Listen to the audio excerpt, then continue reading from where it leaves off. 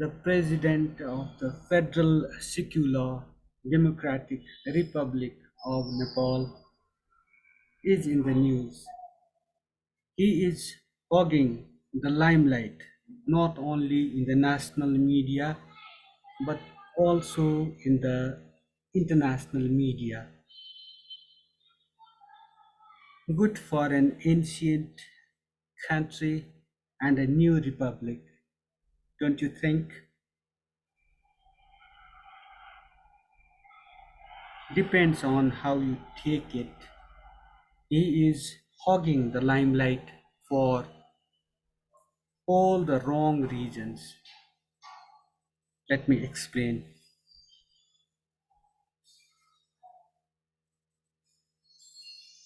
Not so long ago, the head of the state of Nepal granted pardon to a murder convict, Yogaraj Thakal alias Rizal. He had been doing time for a murder committed in Nepalganj for killing Chetan Manandhar in Nepalganj about 8 years ago in cold blood. But then the Constitution Day came and the government of Nepal recommended that he be pardoned, he be granted amnesty on the ground of his good conduct and on the ground of the term that he had already served. So the president, in a way, acted as a rubber stamp and granted clemency to him. Barely a month after his release, the Supreme Court ordered his arrest. His wife, uh, Bharati, had been staging a hunger strike before the Supreme Court premises at Maitigar Mandala, demanding justice, demanding that he be jailed for the crime he committed, and subsequently, following an order from the Supreme Court, the government, Banki police, has arrested Regal, that is Yogaraj Dhakal Regal. Now he is in the custody of Banki District Police Office per media reports.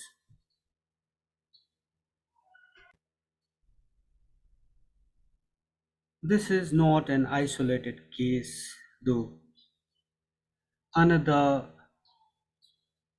uh, murder convict released following the presidential pardon, Lal Bahadur PK of Rukum, has been arrested again barely a month after his release on the charge of committing a murder in Rukum itself.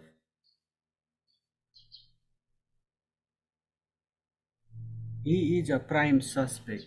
We are not saying that he has committed the murder yet again, committed another murder, but we are not the judge, the jury, and the executioner. But cases like this have just landed the president, the head of state of Nepal, in controversies. Gallo. Let's read out an excerpt from the Constitution of Nepal to elucidate on the duties and responsibilities of the president to put things into perspective. Uh, Part 6, of the Constitution of Nepal. Article 61 states, uh, there shall be a president of Nepal, that is clause 1. Clause 2 of the Article 61. Article 61 2 states that the president shall be the head of the state of Nepal. He or she shall perform his or her functions in accordance with this constitution and the federal law. The president shall promote the national unity of Nepal, particularly in this context. Article 61(4) is quite relevant. Let me read out that portion as well. The main duty of the president shall be to abide by and protect the Constitution. It is quite clear, isn't it, that the Constitution of Nepal has not envisaged the president as some kind of rubber stamp that puts his or her seal of approval on every government decision. As the protector of the Constitution of Nepal, the president has to be careful while approving the government decisions, while authenticating the government decisions. He has to check, he has to see whether those decisions are in accordance with the supreme law of the land, that is the that is the Constitution of Nepal. He has whole lot of experts around him. He has whole lot of advisors around him to just advise him on matters, on controversial matters. It is quite clear that even in a democracy, the executive, that is the government, tries every bit to ride roughshod over civil liberties. It always tries, it always has that tendency to trample on civil liberties. It has this tendency to curb freedoms, whether it's a democratic government or a tin pot dictatorship. That is why there is this principle of checks and balances and the principle of separation of powers. That is why there is the parliament, and that is why there is the judiciary. The parliament and the judiciary, as the judiciary in particular, as the final interpreter of the constitution, uh, does its bit to curtail the dictatorial tendencies of a government. That is what the Supreme Court of Nepal has been doing. As the defender, as the guardian, as the protector of the Constitution of Nepal, the onus is on the president of Nepal to just curb these tendencies of the government, to discipline the government, because the constitution has envisaged the president as the guardian of the Constitution of Nepal. He should not only abide by the constitution, the Bible, if you will, he should also protect the constitution. That is where he seems to have failed. These are not the only instances where the president, it appears, has failed. Not so long ago, earlier this year, he put that seal of approval on a very controversial citizenship Amendment Act. This act had passed its sell-by date. Nonetheless, this Citizenship Amendment Act uh, is something that his predecessor, Vidya Devi Bhandari, has uh, put on the back burner. She had refused to authenticate that controversial bill, but the incumbent Ramchandra Paudel put his seal of approval on the bill. It has like this move also ported quite a controversy. So controversy is not new to the president of Nepal. It's nothing new.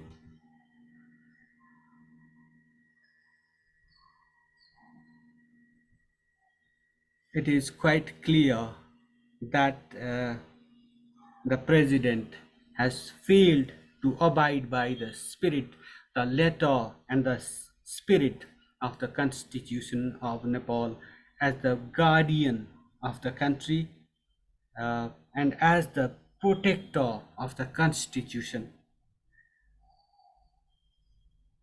So there are a couple of provisions about regarding the dereliction of duty on the part of the president. Let me read out from the charter itself.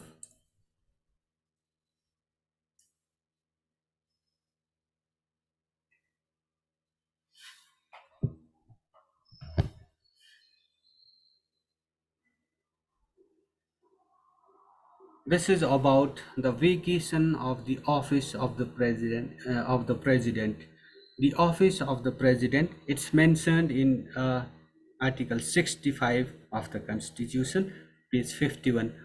The office of the president shall become vacant in any of the following circumstances.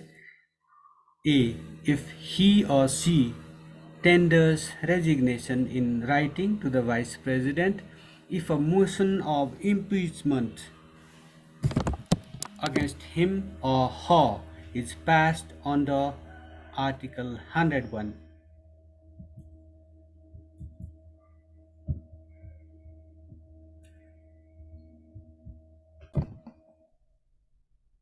Article 65C reads, if his or her term of office expires, and D states, if he or she dies, that is when the office of the president becomes vacant.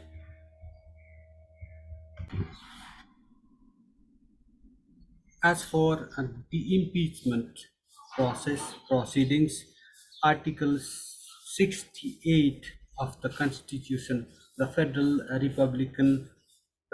Secular Republic, the Federal Secular Republican Constitution of Nepal has the following provisions. Let me read out.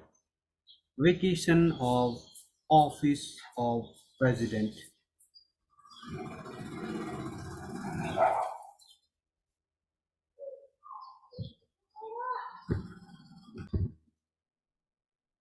It's about the impeachment and not vacation of the office.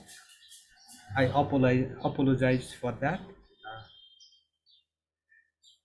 101, Article 101, 1 states, one-fourth of the total number of the then members of the House of Representatives may move a motion of impeachment against the President or Vice President on the ground series of serious violation of this Constitution and the federal law.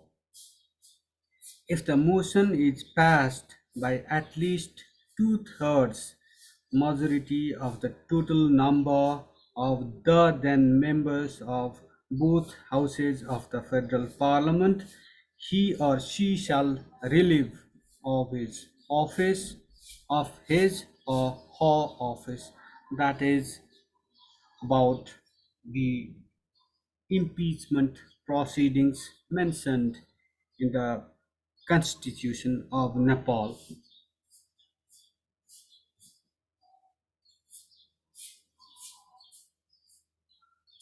It's time, don't you think, that the president should look himself in the mirror? He should just do some soul searching for the country and the people, of course, as to whether he has been upholding the charter, whether he has been abiding by the constitution of Nepal.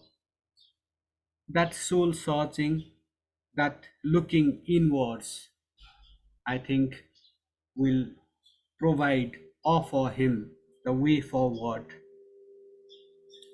Let's hope that introspection, let's hope he does, he goes for that introspection to just uh, assess his rule, to check whether he has been uh, discharging his duties in the interest of the Constitution, in defense of the Constitution, as per the letter and the spirit of the Constitution, and for the greater good of the country and the people. This journalist is not the only one isolated voice raising uh, concerns about very controversial presidential moves. Rather than doing the bidding of the executive, he should abide by the constitution. He should internalize the letter and the spirit of the Constitution, because, after all, he is the protector of the Constitution. The Constitution itself has granted him that role, whereas the Supreme Court is the final interpreter of the Constitution. The, the presidential pardon uh, and the president's act of authenticating the serious constitution, of authenticating the constitution amendment, his act of authenticating a very controversial citizenship amendment bill have landed him in uh, controversies galore. That's why he should just correct his ways, to just uh, make his like mark in the history of Nepal, to just emerge as an illustrious president. Time to do that is running out. He should act before it's too late and mend his ways. That is uh, my humble suggestion to the president. He is not just an individual, but he is an institution that is supposed to be a bulwark of this republican order. So he should do his level best to defend the constitution for the greater good of the country and the peoples. With this remark, I wrap up this edition of Soft Talk. I request you to subscribe to this channel, comment on our presentation, and press that like button. For citizen journalism, your support will be a great boost. I hope you stand by us through thick and thin. Thank you for watching. Thank you for listening.